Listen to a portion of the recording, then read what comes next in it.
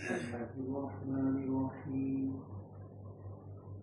الحمد لله رب العالمين اللهم صل على محمد عبدك ورسولك وصل على المؤمنين والمؤمنات والمسلمين والمسلمات আলহামদুলিল্লাহ অশেষ প্রশংসা আল্লাহ রাব্বুল আলামিনের, যিনি আমাদেরকে আরো একটি সপ্তাহ অতিবাহিত করে জুমার খুতবার শোনার জন্য এখানে বসার তৌফিক দান করেছেন। সময়গুলো দেখতে দেখতে চলে যায়, তাই না? রমজান মাস আসলো, আবার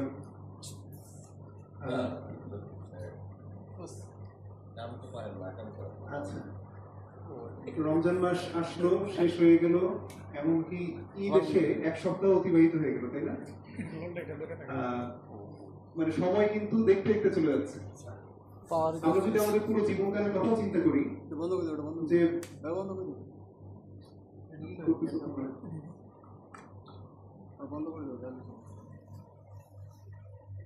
আচ্ছা, আমরা যদি আমাদের জীবনকালের কথাও চিন্তা করি, কিছুদিন আগেই আমরা কিন্তু চিন্তা করতে পারি যে আমরা খেলাধুলা করেছি ছোটবেলায়, তাই না? বড় হয়েছি, বিয়ে করেছি, আলহামদুলিল্লাহ সন্তানও হয়ে গিয়েছে আমাদের ম্যাক্সিমামের। মোটামুটি প্রায় কি আমরা সবাই মাঝ বয়স অতিক্রম করছি, তাই না? অতএব সময় কিন্তু চলে যাচ্ছে, কিন্তু আমরা কতটুকু সতর্ক হচ্ছি সেটা হচ্ছে বিবেচনা করার বিষয়। তা আলহামদুলিল্লাহ আমরা জুমার খুতবাতে এখন পর্যন্ত মোটামুটি শুরু থেকে আমরা ঈমান নিয়ে আলোচনা করেছি, আমরা ইবাদত নিয়ে আলোচনা করেছি, বিভিন্ন ধরনের ইবাদত, তার মধ্যে নামাজ ছিল, রোজা ছিল। আচ্ছা, ইবাদত কবুলের যে উপায়গুলো সেগুলো নিয়ে আমরা আলোচনা করেছি। আমরা ইসলামের কিছু গুরুত্বপূর্ণ ঘটনাবলী নিয়ে আলোচনা করেছি, সময়ের গুরুত্ব নিয়ে আলোচনা করেছি, মৃত্যু নিয়ে আলোচনা করেছি। তা আমার ইচ্ছা হচ্ছে পুরো এই এক বছরে আমরা যে সময়টা আমরা এখানে আছি, এই সময়ের মধ্যে আমরা যদি একটু মনোযোগ সহকারে অন্তত জুম্মার খুতবাটা শুনি, আর সেই অনুযায়ী যদি পরবর্তীতে যে একটু আমরা নিজেদেরকে একটু যাচাই করার চেষ্টা করি, তাহলে আশা করা যায় ইনশাল্লাহ এক বছর শেষে আমরা আমাদের জীবনের জন্য যে গুরুত্বপূর্ণ বিষয়গুলো, যেগুলো না জানলেই নয়, একবারে বেসিক বিষয়গুলো, সেগুলো সম্পর্কে আমরা অন্তত একটা সম্যক ধারণা লাভ করতে পারবো। সেটারই অংশ হিসেবে আজকে ইনশাল্লাহ ইসলামের পারিবারিক যে বিধান সেগুলোর উপরে আলোচনা করা হবে। একেবারে যেগুলো ফরজ বিধান, যেগুলো জানতেই হবে আমাদের, সেই বিষয়গুলো একেবারে পুরোটাই ইনশাল্লাহ কভার করার চেষ্টা করবো। আপনারা একটু মনোযোগ সহকারে শুনবেন ইনশাল্লাহ। মানুষজন একটু আগে থেকে আসলে সবার জন্য শুনলে ভালো হতো। যাই হোক, আমরা শুরু করি ইনশাল্লাহ। তাহলে পরিবারের গুরুত্ব নতুন করে কিন্তু আমাদেরকে বোঝানোর কোনো কিছু নাই, তাই না? আমাদের জীবনের একেবারে শুরু থেকেই আমরা পরিবারের সাথে সম্পর্কিত। এমন না যে বিয়ে করার পর থেকে পরিবার শুরু হয়, তা না। পরিবারের গুরুত্ব কি? আমরা যখন জন্মগ্রহণ করেছি, বাবা মার আন্ডারে যখন আমরা ছিলাম, তখন থেকেই পরিবার শুরু, তাই না?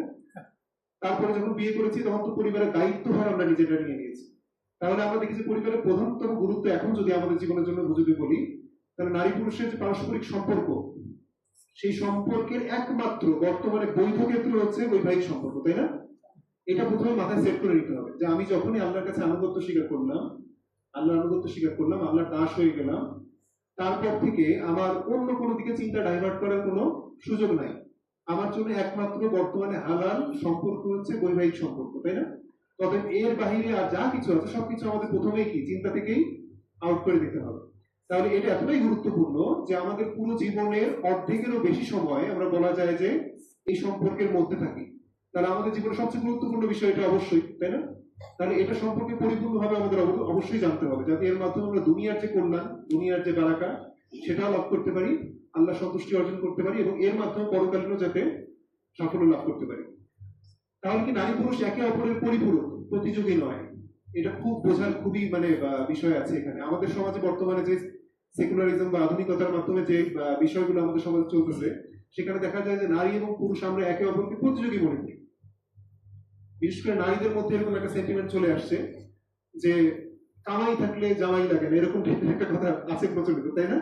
এরকম একটা চলে আসছে যে যদি আমার যে ইনকাম থাকে, তাহলে বিয়ে করার এরকম খুব বেশি জরুরত নাই।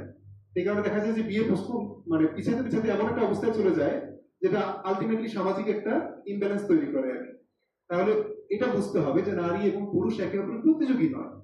এরা একে অপরের সাথে প্রতিযোগিতা করার জন্য আসে নাই। কে কার চেয়ে বেশি শ্রেষ্ঠ, কে কোন কাজটা বেশি ভালো মতো করতে পারে, সেটার প্রতিযোগিতা করার জন্য আমরা আসি নাই। আমরা কি একে অপরের পরিপূরক। আমার যে কমতিগুলো আছে সেগুলো তার মাধ্যমে পূরণ হবে, তার যে কমতিগুলো আছে সেগুলো পুরুষের মাধ্যমে মানে পূরণ হবে, এটা বোঝাটা খুব জরুরি। অতএব এই ধরনের ধারণা যেগুলো বর্তমান চলতেছে সেই ধারণাগুলো থেকে মুক্ত থাকতে হবে। 3 নম্বর হচ্ছে বিয়ের বয়স এবং সামর্থ্য হয়ে গেলে শুধুমাত্র সামাজিক বিভিন্ন অজুহাতে বিয়ে পিছানো উচিত নয়। পরিবার শুরু করার আমরা রেসপন্সিবিলিটি নেওয়ার প্রথম ধাপ হচ্ছে বিয়ে করা, তাই না? আমাদের সমাজে দেখা গেছে বিভিন্ন অজুহাতে আমরা এই বিয়েটাকে পিছাতে থাকি। পরবর্তীতে আসবো ইনশাল্লাহ। তাহলে আল্লাহ রাব্বুল আলামিন, এটা আরেকটা বোঝার জিনিস যে আল্লাহ রাব্বুল আলামিন নারী এবং পুরুষ দুইটা কিন্তু আলাদা সৃষ্টি। যদিও আমরা মানুষ, কিন্তু নারী এবং পুরুষ দুইটা আলাদা সৃষ্টি, তাই না? একই ধরনের সৃষ্টি তো না। অতএব আল্লাহ রাব্বুল আলামিন দুইজনের জন্য আলাদা পরীক্ষা নির্ধারণ করেছেন, আলাদা দায়িত্ব নির্ধারণ করেছেন। তবে এইটা খুবই বোঝা জরুরি যে একজন পরিবারের মধ্যে নারীর দায়িত্ব কোনগুলো, পুরুষের প্রধান প্রধান দায়িত্ব কোনগুলো। এইটা যদি আমি বুঝি তাহলে দেখা যায় যে আমার যে ভুলগুলো সেগুলো আমি কমিয়ে নিয়ে আসতে পারবো। কিন্তু আমাদের সমাজে এখন এই সংক্রান্ত জ্ঞান ধারণা ছোটবেলা থেকে বাপ মাও আমাদেরকে দেয় না, আমাদের সমাজ থেকে তো দেওয়া হয়ই না। ফলশ্রুতিতে দেখা যায় যখন আমরা পরিবার গঠন করি, নিজের দায়িত্বে যখন আমাদের এসে পড়ে, তখন পদে পদে আমরা ভুল করি। ভুল করার কারণে কি আলটিমেটলি দুনিয়ার জীবনে অশান্তি এবং আল্লাহর কাছে তো অসন্তুষ্টি তো আছে। তবে এটা খুব জানা জরুরি যে তাহলে আমার নারী এবং পুরুষ আল্লাহ রাব্বুল আলামিন আলাদা আলাদা ভাবে কি কি দায়িত্ব নির্ধারণ করেছেন, এটা বোঝা খুব জরুরি। তারপরে হচ্ছে যে ইসলামে বিয়ে বর্তমানে যে আধুনিক রোমান্টিক রিলেশন বলতে আমাদের যা বোঝায়, ইসলাম কিন্তু আধুনিক রোমান্টিক রিলেশনশিপ এটাকে প্রমোট করে না। ইসলামে যদি আপনি যদি কোরআন যদি পড়েন, ইসলামে বলা হয়েছে যে একজন আরেকজনের জন্য সুকুন, শান্তি। তারপরে বলা হয়েছে কুররাতু আইয়ুন, মানে কি চোখের তৃপ্তি, চক্ষু শীতলকারী। এরকম কিছু কিছু চমৎকার কিছু ওয়ার্ড দিয়ে আল্লাহ রাব্বুল আলামিন বুঝাচ্ছেন। একজন আরেকজনের পোশাক, পোশাক মানে কিরকম, যেরকম পোশাক যেরকম আপনার শরীরটাকে ঢেকে রাখে, ঠিক আছে, একজন আরেকজনকে সেরকম কি নিরাপত্তার চাদরে বিভিন্ন মানসিক শান্তির মধ্যে ঢেকে রাখে। এটা হচ্ছে যে পারিবারিক সম্পর্ক। কিন্তু বর্তমানে দেখানো হয় কি, বর্তমানে দেখানো হয় যে শুধুমাত্র রোমান্টিক কিছু রিলেশনশিপ যেগুলো বিভিন্ন স্বার্থের সাথে জড়িত। হয়তো সৌন্দর্য দেখে প্রলোভিত হয়ে যায়, অথবা এই সম্পদ দেখে প্রলোভিত হয়ে যায়, বিভিন্ন কারণে হুট করে একজন আরেকজনের প্রতি ভালো লাগা কাজ করে, এই রোমান্টিক রিলেশনশিপটাকে খুব বেশি প্রমোট করা হয়। কিন্তু ইসলাম কিন্তু এটাকে বলে না। ইসলাম বিয়ের সম্পর্কটাকে, পারিবারিক সম্পর্কটাকে একটা বিশাল রেসপন্সিবিলিটি দিয়েছে, বিশাল একটা দায়িত্ব দিয়েছে। এটা কিন্তু শুধুমাত্র সুখ আমি পাবো এটাকেই প্রমোট করে নাই, এর মাধ্যমে দায়িত্ববোধ নিজের মধ্যে নিয়ে আসতে হবে। তাহলে এখন আমরা দেখি যে বিয়ের সূচনা থেকে, যে পরিবারের সূচনা থেকে যদি দেখি যে বিয়ের যোগ্যতা, এটাকে সংক্ষেপে আলোচনা করে যাব যে কখন একটা মানুষ বিয়ের জন্য নিজেকে যোগ্য হিসেবে ভাববে। 1 নম্বর হচ্ছে প্রাপ্তবয়স্ক তো অবশ্যই হতে হবে এবং সুস্থ হতে হবে, তাই না? কেউ যদি শারীরিকভাবে যদি অক্ষম হয়, অসুস্থ থাকে, তাহলে তার সুস্থতার জন্য চেষ্টা করতে হবে, এটা হচ্ছে শর্ত।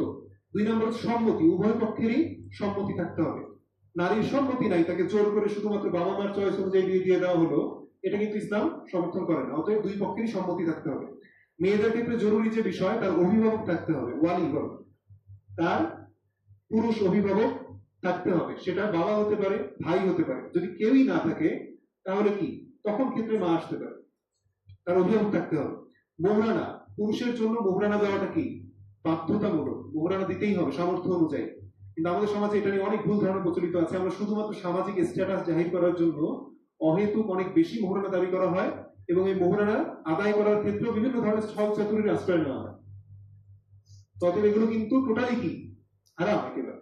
তবে একটা বিয়ে শুরুই যদি হয় এরকম হারাম সম্পর্কের মধ্যে দিয়ে বা হারাম কোন বিষয়ের মধ্যে দিয়ে, সেটার মধ্যে রহমত কতটুকু আসবে এটা একটু চিন্তার বিষয় আছে। হ্যাঁ, তারপর সাক্ষী, বিয়ের জন্য অবশ্যই কমপক্ষে 2 জন পুরুষ সাক্ষী অথবা 4 জন মহিলা সাক্ষী অথবা সমপরিমাণ সাক্ষী অবশ্যই রাখবে। রেফারেন্স গুলো দেওয়া আছে পাশে। আর হচ্ছে আর্থিক সামর্থ্য, আমি যে বিয়ে করছি আমার পরিবার চালানোর মতো ন্যূনতম আর্থিক সামর্থ্য আমার থাকতে হবে।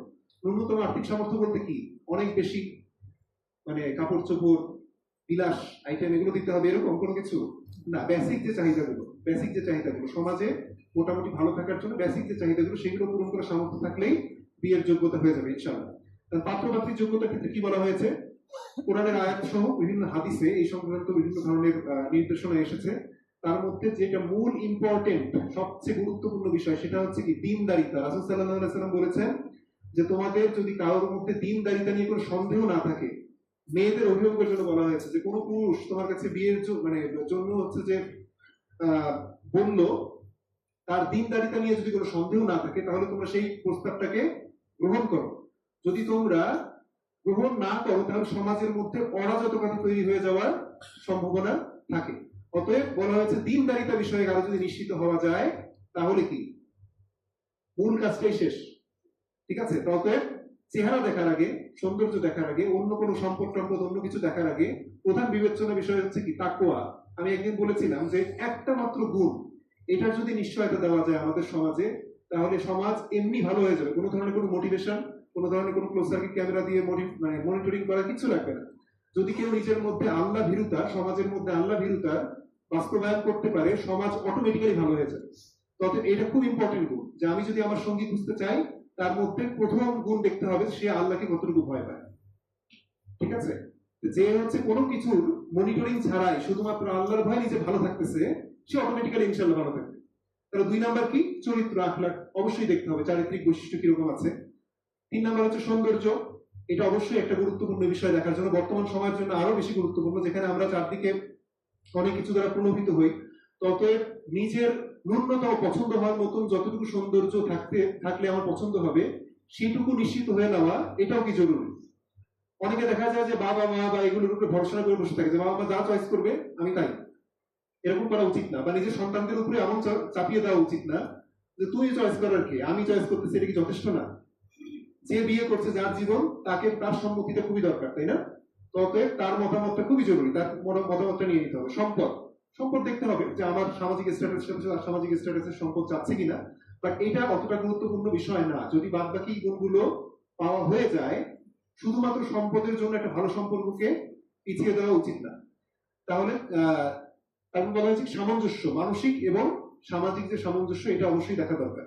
এটা না দেখলে কি হতে পারে, পরবর্তীতে বিভিন্ন ধরনের সামাজিক সমস্যা তৈরি হতে পারে। আর লাস্টে হচ্ছে সন্তান প্রতিপালনের যে যোগ্যতা, এটা বিভিন্ন ধরনের যোগ্যতা হতে পারে, সেটাও দেখাটা খুব জরুরি। ঠিক আছে? আচ্ছা, স্বামীর দায়িত্ব এখন যদি বলি, খুব ইম্পর্টেন্ট। এগুলো হচ্ছে ফরজ দায়িত্ব, যেগুলো আমাকে করতেই হবে, করতেই হবে। সেই ফরজ দায়িত্বগুলো এখানে মেনশন করা হয়েছে বাম পাশে বড় করে। 1 নাম্বার হচ্ছে ভরণ পোষণের দায়িত্ব। একটা পরিবারের কর্তা হিসেবে আল্লাহ রাব্বুল আলামিন দায়িত্ব দিয়েছেন কাকে? পুরুষকে। সূরা নিসা যদি আমরা বলি, সেখানে দেখবেন যে হচ্ছে একটা আয়াত আছে যে আল্লাহ রাব্বুল আলামিন পুরুষকে হচ্ছে দায়িত্বশীল করেছেন নারীদের উপর। ততএব একটা কারণ কি? কারণ হচ্ছে সে ভরণ পোষণের দায়িত্বটা আল্লাহ রাব্বুল আলামিন পুরুষকে দিয়েছেন। এইভাবে আয়াতটা এসেছে, আপনি পরবর্তীতে আয়াতটা দেখবেন আপনারা ইনশাআল্লাহ। ততএব ভরণ পোষণের দায়িত্ব যেহেতু আমার, অতএব হালাল ভরণ পোষণ পরিবারকে দেওয়া, এটা কি আমার দায়িত্ব, তাই না? পুরুষের দায়িত্ব। এবং এটা বলা হয়েছে যে এটা একটা সদকা। এটা কি এরকম মনে করার কোনো কারণ নাই যে আমার পরিবারের পিছনে আমি অহেতুক খরচ করতেছি, বরং এটা কি সদকা। আমি আমার ওয়াইফকে, আমার সন্তানকে যা কিছুই আমি খাওয়াবো, তাদের জন্য যা কিছুই ব্যয় করবো, প্রত্যেকটা আল্লাহ রাব্বুল আলামিনের দরবারে কি সদকা হিসেবে কবুল হবে। তবে এটা কিন্তু খুবই গুরুত্বপূর্ণ দায়িত্ব।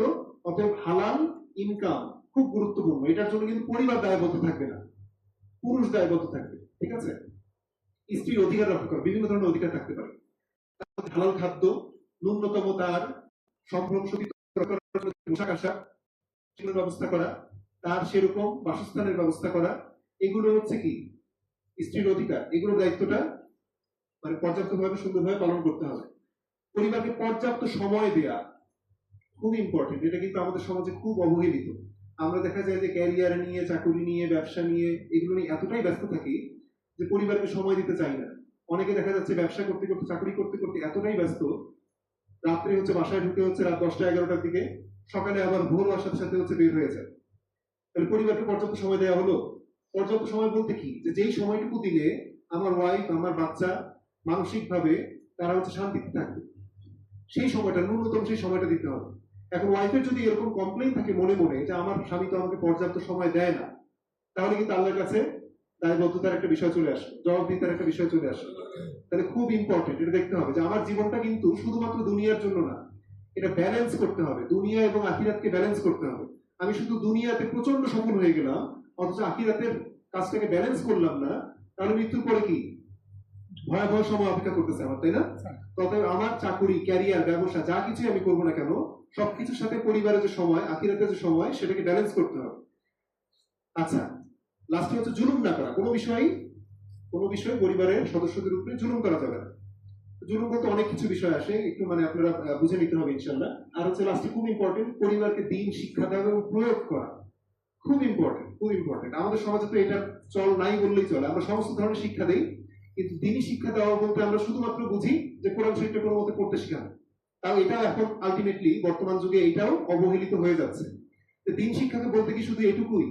দিন শিক্ষা বলতে এই যে মোটামুটি খুতবাতে যা কিছু আলোচনা করা হচ্ছে এগুলো কি আমাদের জীবনের জন্য ফরজ বিষয়, তাই না? এই ফরজ বিষয়গুলোর বেসিক শিক্ষাটা দেওয়া এটা বাবার দায়িত্ব, প্রধানতম দায়িত্ব, বাবার প্রধানতম দায়িত্ব।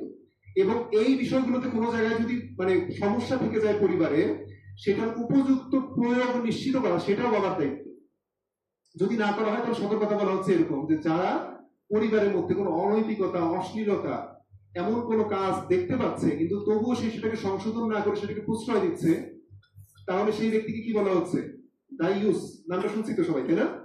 দায়ুস হচ্ছে এমন এক ব্যক্তি যে নিজে ভালো, ধরেন যে আপনি নামাজ পড়তেছেন, সব ভালো কাজ করতেছেন, কিন্তু আপনার পরিবারের মধ্যে এমন কিছু বিষয় আছে যেগুলো আল্লাহ পছন্দ করেন না, আল্লাহ হারাম করেছেন।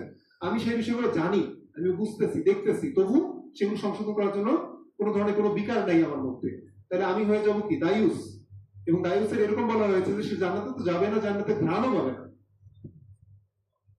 তাহলে চিন্তার বিষয়, তাই না? তাহলে আমি তো জানি না, আমি যদি না জানি যে আমার উপরে দায়িত্ব কোনগুলো, আমার পরিবারের উপরে দায়িত্ব কোনগুলো, এগুলো সম্পর্কে যদি আমি নিজে সচেতন না থাকি, তাহলে পরিবারকে সংশোধন করা তো অনেক দূরের ব্যাপার। আমি নিজেই যদি আমার দিন সম্পর্কে যদি বেসিক ধারণাগুলো, জ্ঞানগুলো আমার মধ্যে না থাকে, আমি আমার পরিবারের মধ্যে এই কাজগুলো কখনোই বাস্তবায়ন করি। চিন্তার বিষয় আছে না?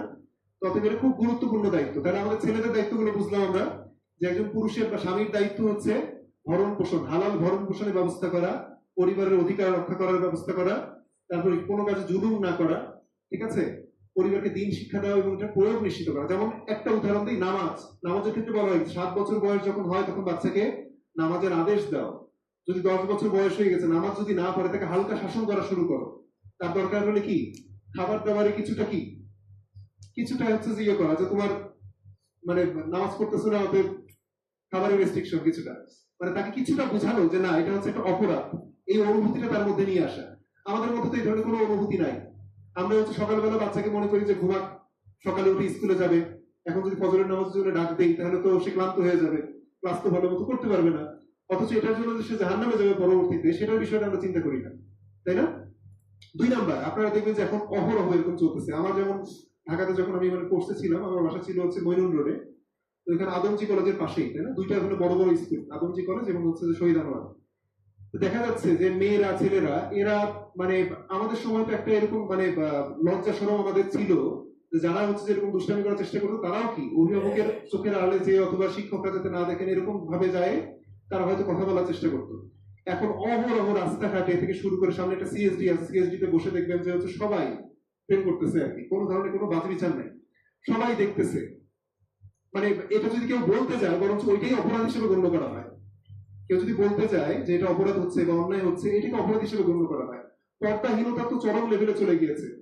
ফেসবুকে বা বিভিন্ন জায়গায় আগে মানুষজনের হচ্ছে যে মানে সম্ভ্রান্ত মেয়েদেরকে যদি কেউ দেখতে চাইতো, অসম্ভব ছিল আগে। এখন সম্ভ্রান্ত মেয়েরা অনলাইনে এসে তাদের চরম খারাপ রূপটা দেখা যায়। তো বাবা মা কোথায়?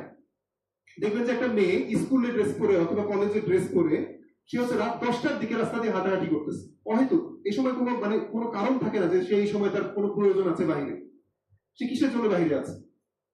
এখন বলতে গেলে বলবে যে অধিকার নষ্ট করতেছে, কিন্তু বাবা মা কোথায় তার?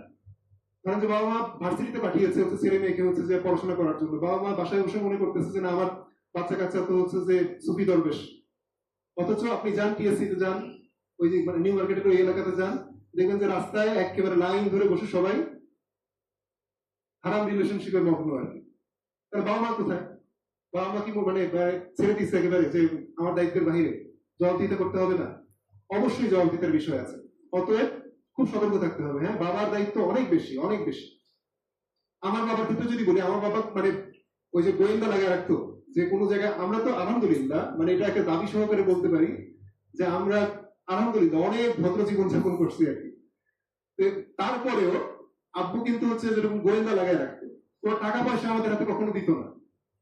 বলতেছে তোমার কি প্রয়োজন, কি দরকার তুমি আমাকে বলো, আমি নিয়ে এসে দিব, কিন্তু তোমাকে কি টাকা দেওয়া যাবে না। কারণ আসলে আপনি যখন বাচ্চা কাচ্চাকে টাকা দিবেন, টাকা বিভিন্ন অহেতুক কাজে ব্যবহার হওয়ার সম্ভাবনাই বেশি। নর্ডেন কলেজে যখন পড়তে আসলাম পঞ্চগড় থেকে, আমাদের সাথে 12 জন আমরা এসেছিলাম, 11 জনই রঙিন মোবাইল কিনলো। কালারফুল মোবাইল, ওই সময় নতুন বের হয়েছে একেবারে যে নোকিয়া এন সিরিজের মোবাইল যেগুলো, এগুলো কিনলো। আমাকে আব্বু কিনে দিলেন সাদা কালো মোবাইল আর কি, নোকিয়া একেবারে সবচেয়ে লোয়ার সিরিজের যেটা।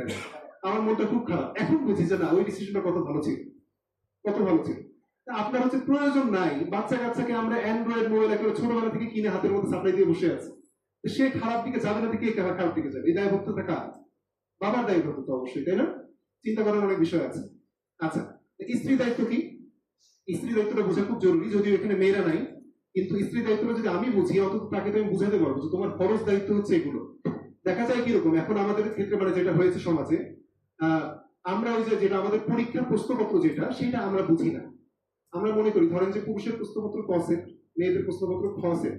মেয়েদেরকে সামাজিক ভাবে এমন একটা অনুভূতি দেওয়া হয়েছে যে তোমার এই প্রশ্নপত্রে পরীক্ষা দিলে তোমার মান সম্মান থাকতেছে না, তোমার এই পুরুষের প্রশ্নপত্র যেগুলো আছে এগুলোর অ্যান্সার তোমাকে করতে হবে, তাইলে তোমার কি একটা স্টেজে তুমি উঠতে পারবা।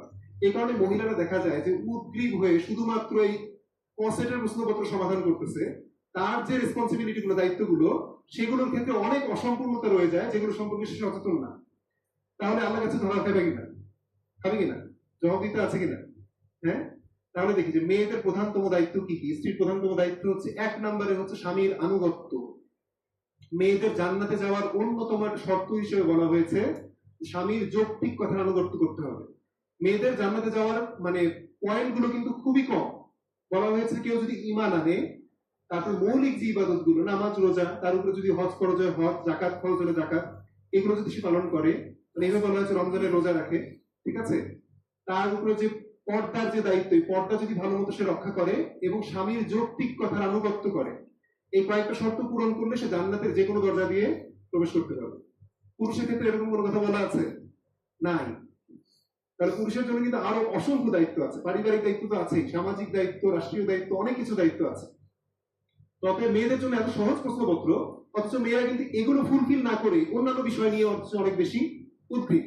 তাহলে এগুলো তাদেরকে বোঝানোর অনেক বিষয় আছে। অতএব স্বামীর যৌক্তিক কথার আনুগত্য অবশ্যই তাকে করতে হবে, এটা প্রধানতম দায়িত্ব।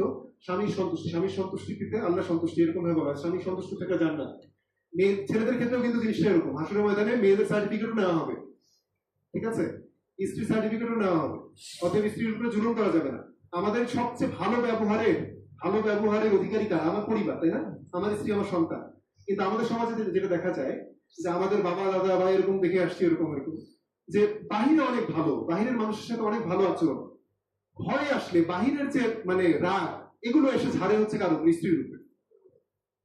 মানে ওইখানে এসে আমি খুব মানে রাগ দেখায় পুরুষত্ব জাহির করতে চাই, এটা কি হওয়া উচিত?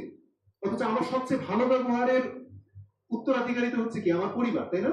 আমার স্ত্রীর সাথে আমার ব্যবহারটা সবচেয়ে ভালো। অথবা আমাদের খালা, মামা, মানে মামি, খালা, মানে ফুপু, এগুলোর মধ্যে কিন্তু অনেক ধরনের অভিযোগ এরকম শুনবেন যে তার কাউন্টার পার্ট এসে তার সাথে যেরকম ব্যবহার সে আশা করে সেরকম ব্যবহার করে না। এটা খুব সতর্ক থাকার বিষয়। সম্পদ রক্ষা করা, স্বামীর যে সম্পদ সেটা রক্ষা করার দায়িত্ব স্ত্রী। তারপর ঘর পরিচালনার যে দায়িত্ব, বাচ্চা কাচ্চা পালন করা, স্বামীকে এই ঘরের টেনশন থেকে মুক্ত রাখা, এটাও কিন্তু নারীর দায়িত্ব। তারপর হচ্ছে স্বামী যে কোনো সময় যদি হচ্ছে ডাক দেয়, কোনো মানে এক্সক্লুসিভ কোনো ইয়া ছাড়া, মানে বা আমার কোনো সমস্যা ছাড়া, মানে যদি কোনো নারী কোনো এক্সক্লুসিভ কোনো সমস্যা না থাকে, তাহলে সে হচ্ছে সেই ডাকে সাড়া দিতে অবশ্যই বাধ্য থাকবে। বলা হয়েছে এরকম, সে যদি ডাকে সাড়া না দেয় তাহলে এটার জন্য ফেরেশতারা তাকে কি অভিশাপ দিতে থাকে। আল্লাহ হচ্ছে অনুমতি ছাড়া বাইরে না যাওয়া, খুব ইম্পর্টেন্ট, খুব ইম্পর্টেন্ট। আমাদের তো এটা এখন কোনো মানে পাত্তাই নাই এখন। এরকম বলা হয়েছে কোন নারী মাহারাম পুরুষের উপস্থিতি ছাড়া 3 দিনের অতিরিক্ত দূরত্ব যাতে ভ্রমণ না করে, ঠিক আছে? এখনকার যুগে তো আরো ভয়াবহ অবস্থা, মানে রাস্তাঘাটে, পথে ঘাটে, বিভিন্ন জায়গায় আমরা অহরহ খবর প্রত্যেকদিন শুনতেছি, তাই না? শুনতেছি তো। তার মানে কি অনেক নিরাপত্তা দেওয়া সত্ত্বেও এই ঘটনাগুলো ঘটতেছে। এখন অনেকে এটাকে বলে তাহলে হচ্ছে যে পর্দা করে লাভ কি বা ইয়ে করে লাভ কি? ইসলাম তো একটা কমপ্লিট জীবন ব্যবস্থার নাম, তাই না? আপনার ধরেন যে একজন ডাক্তার কোনো একটা অসুস্থতার জন্য কোনো ওষুধ প্রেসক্রিপশন দিল আর কি, সেখানে 10টা ওষুধের কথা লেখা আছে, আপনি আপনার ইচ্ছা মতো 1টা 2টা গ্রহণ করলেন, 3টা গ্রহণ করলেন, ডোজ অনুযায়ী খেলেন না, অসুস্থতা কি ভালো হবে? হবে না তো। তা আমাদের সমাজে আল্লাহ রাব্বুল আলামিন পুরো সমাজটাকে ব্যালেন্স করার জন্য যতগুলো নিয়ম দিয়েছেন, আমি সবগুলো যদি পালন করার চেষ্টা করতাম, দেখতাম যে একেবারে অন্যায় অপরাধ যেগুলো আছে একেবারে জিরো হয়ে যেত। কিন্তু আমি হচ্ছে যে একটা ফলো করবো আরেকটা ফলো করবো না, একজন ফলো করবে আর একজন ফলো করতে বাধ্য না, এরকম যদি হয় তাহলে তো জীবনে আমাদের সমাজে এই শান্তি আসবে না, আসবে না। এখানে পর্দার দোষ দিয়ে লাভ নেই, ঠিক আছে? অতএব সামগ্রিক ব্যালেন্স যদি আমি করতে পারতাম যে আল্লাহর সমস্ত আইনগুলোকে আমি মানার চেষ্টা করতেছি, তখন দেখতাম যে সমাজটা খুব সুন্দরভাবে চলতো। অতএব স্ত্রীর উপরে একটা দায়িত্ব হচ্ছে সে স্বামীর অনুমতি ছাড়া বাহিরে যাবে না।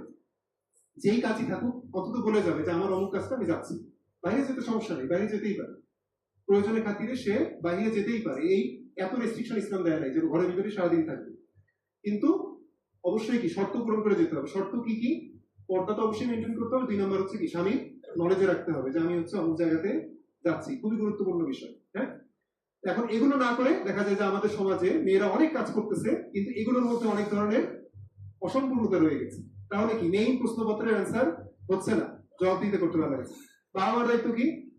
বাবা মার 1 নম্বর দায়িত্ব হচ্ছে যে ছেলে মেয়েদেরকে আদব শিক্ষা, মানে শিক্ষা, নর্মাল শিক্ষা যেটা ভালো শিক্ষার ব্যবস্থা করতে হবে, ন্যায় বিচার করতে হবে, সন্তানদের মধ্যে বেইনসাফি করা যাবে না।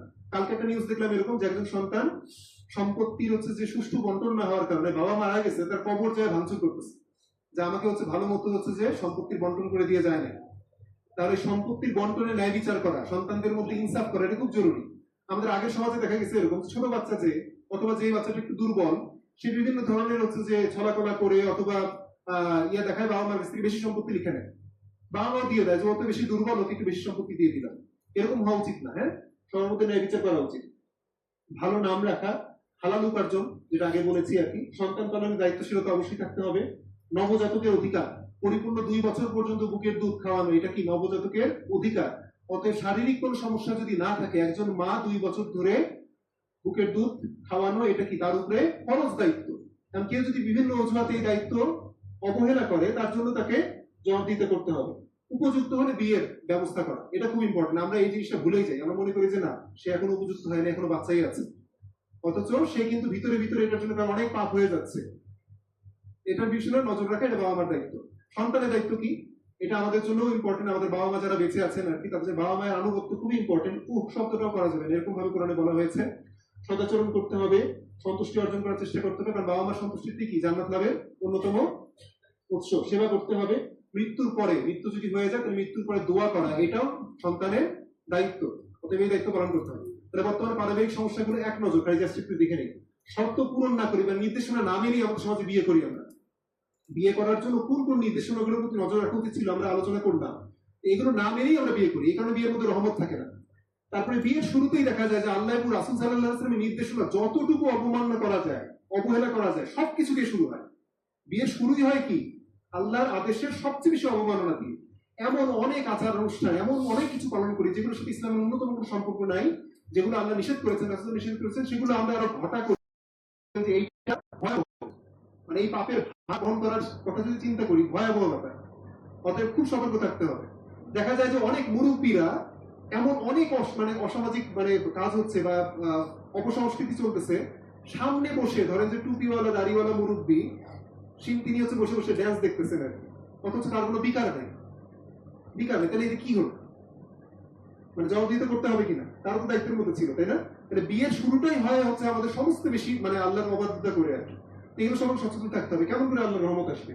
3 নম্বর হচ্ছে আল্লাহর রহমতে প্রার্থনা না করা। আমরা অনেক কিছু প্রার্থনা করি, আল্লাহর রহমতে প্রার্থনা করি না যে আল্লাহ আমার এই সম্পর্কটা যে নতুন তৈরি হলো, এই সম্পর্কটার মধ্যে তুমি হচ্ছে তোমার রহমত ঢেলে দিও, এরকম কোনো কিছু আমাদের প্রার্থনা থাকে না। 4 নম্বর হচ্ছে বিয়ের পর অনেক ফরজ কাজকে আমরা ভুলে যাই। আমাদের সমাজে বিয়ের পর অনেক ফরজ কাজ আমরা ভুলে যাই। নামাজ পড়ার তো কোনো বালাই থাকে না। তারপরে ধরেন যে হচ্ছে যে আপনার পর্দা টর্দা থেকে শুরু করে অন্যান্য আরো অনেক খরচ কাজ যেগুলো আছে, সেগুলোর কোনো তো আত্মাই করা হয় না। কিন্তু বিয়ের দিনও কি নামাজ মাপ আছে? হ্যাঁ, ফজরের নামাজ, আজকে বিয়ে হয়েছে, ফজরের নামাজ মাপ আছে। নামাজ পড়তে হবে 100%। ফরজ নামাজের ক্ষেত্রে কোনো ধরনের কোনো ছাড় নেই। অতএব ফরজ যেই বিয়ের সম্পর্ক শুরুতে এই জিনিসগুলো বঞ্চিত হয়ে যায়, সেখানে রহমত আশা করা খুব কঠিন। পরকিয়া এখন তো মানে এটা চলতেছে অহরহ। তবে প্রথমে যেটা বললাম যে আমি যখন জানবো যে মুসলিম হিসেবে আমার জন্য বিয়ে বৈবাহিক সম্পর্ক ব্যতীত অন্যান্য সব সম্পর্কের কোনো জায়গা নাই, কেউ বলা হয়েছে ব্যভিচারের ক্ষেত্রে শাস্তিটা কিরকম হবে, সবচেয়ে ভয়াবহ জানি, তাই না? কোন শাস্তি কিন্তু এত ভয়াবহ ভাবে উপস্থাপন করা হয়নি কোরআনে। ব্যভিচারের শাস্তিটা যত ভয়াবহ ভাবে উপস্থাপন করা হয়েছে, অতএব এইদিকে চিন্তা ভাবনা করার তো কোনো অবকাশই নেই, প্রশ্নই আসে না। এটা মনে রাখবেন যে দুনিয়াতে আপনি যত সুন্দর যোগ্য সাথী পান না কেন, এটা সম্ভব না যে দুনিয়াতে আপনি পরিপূর্ণভাবে তৃপ্তি লাভ করবেন, তাই না? জান্নাতের দরকার হতো না, তাই না? যারা একেবারে বিশ্ব সুন্দরী, এদের সংসার ভাঙতেছে না? ভাঙতেছে। হ্যাঁ, যারা মডেল অনেক সুন্দর, তাদের সংসার ভাঙতেছে না? তাদের সংসারে আরো অশান্তি আরো বেশি। তাদের সংসারে শান্তি আসার অন্যতম শর্ত হচ্ছে তাকওয়া, যে আল্লাহকে ভয় করে আমি আমার দায়িত্ব সম্পর্কে সচেতন থাকবো, নট যে সৌন্দর্য দেখে সচেতন থাকবো।